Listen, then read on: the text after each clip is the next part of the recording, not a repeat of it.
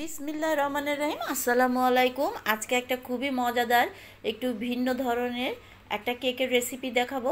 এটা হলো chicken cake. এখানে আমি কয়েক টুকরো আদা দিয়েছি আর দিয়ে দিলাম 3টা পেঁয়াজ কুচি। এখানে সাদা গোলমরিচ আমি এতটুকু দিয়েছি 1 চা চামচ মতো, আর দিলাম হলো 2টো বুকের মাংস। এখানে আমি মুরগির মাংস নিয়েছি আর দিয়ে দিলাম 2টো ডিম। একটু বিটের রস দিয়ে দিলাম কালারটা একটু সুন্দর হওয়ার জন্য। এটা নাও দিতে পারেন, কোনো অসুবিধা না। এরপরে আমি দিয়ে দেবো এখানে স্বাদ মতো লবণ। লবণটা অবশ্যই একটু স্বাদ মতো দেবেন। অন্যদিকে আমি একটা সসপ্যান নিয়েছি, এখানে আমি তেল খুব ভালোভাবে মেখে নিয়েছি। এখানে সয়াবিন তেলটাই আমি ব্যবহার করেছি। দেখুন আমার ব্লেন্ড করা মাংসটা, এখানে কিন্তু কোনো কিমা না, পুরোপুরি ব্লেন্ড হবে মাংসটা। এই চিকেন কেকটা বানাতে কিন্তু খুবই সোজা আর খেতেও কিন্তু খুবই মজা। এখন আমি ব্লেন্ড করা মাংসটা এখানে দিয়ে দিলাম। আমার মুরগির মাংসটা আপনারা দেখতেই পাচ্ছেন কীরকম খুব ভাবে ব্লেন্ড হয়েছে, খুবই ভালোভাবে কিন্তু এটা ব্লেন্ড হয়ে গেছে।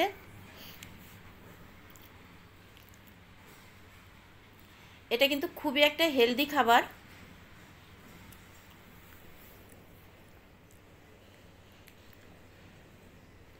ছোট বড় সবাই কিন্তু এই চিকেন কেকটা কিন্তু খুবই পছন্দ করে খাবে। আর এটা দিয়ে কিন্তু স্যান্ডউইচও বানানো যায়, খুবই মজা সেটা, যে কোনো খাবারই কিন্তু এটা দেয়া যায়। এখন আমি চলে যাচ্ছি স্টিম দিতে। এখানে আমি পানির ভিতরে পুডিং যেরকম বানাই ঠিক সেরকমভাবেই দিয়ে দিলাম। এরপরে আমি একটা ঢাকনি দিয়ে দিলাম।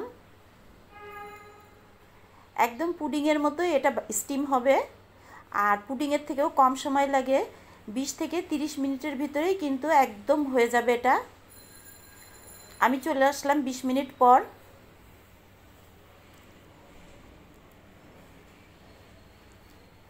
দেখতেই পাচ্ছেন পুরোটা কেক আমার হয়ে গেছে। এখন এটা আমি প্লেটে পরিবেশন করছি। দেখুন কত সুন্দরভাবে কিন্তু কেকটা বের হয়ে গেছে, চিকেন কেকটা। এটা কিন্তু এখনও গরম অবস্থায় আছে। আমি আপনাদের একটু কেটে দেখাবো ভিতরটা কীরকম। এইভাবে কিন্তু চিকেন কেক বানিয়ে আমরা কিন্তু বাচ্চাদের টিফিন, স্যান্ডউইচ অনেক কিছুই কিন্তু বানাতে পারি। আর এমনিও এটা খাওয়া যায়, এটা কিন্তু খেতে খুবই মজা। আমি কিন্তু গরম অবস্থায় কেকটা কিন্তু কেটে ফেললাম। যত ঠান্ডা হবে সেট কিন্তু তত ভালোভাবে হবে। আর খেতে যে এত মজা আপনারা কিন্তু এটা চিন্তাই করতে পারবেন না, এটা কিন্তু অসম্ভব মজা। যদি আপনাদের এই রেসিপিটা ভালো লাগে তাহলে একটা লাইক, কমেন্ট, সাবস্ক্রাইব করে দেবেন। দেখা হবে পরবর্তী কোনো একটা রেসিপি নিয়ে।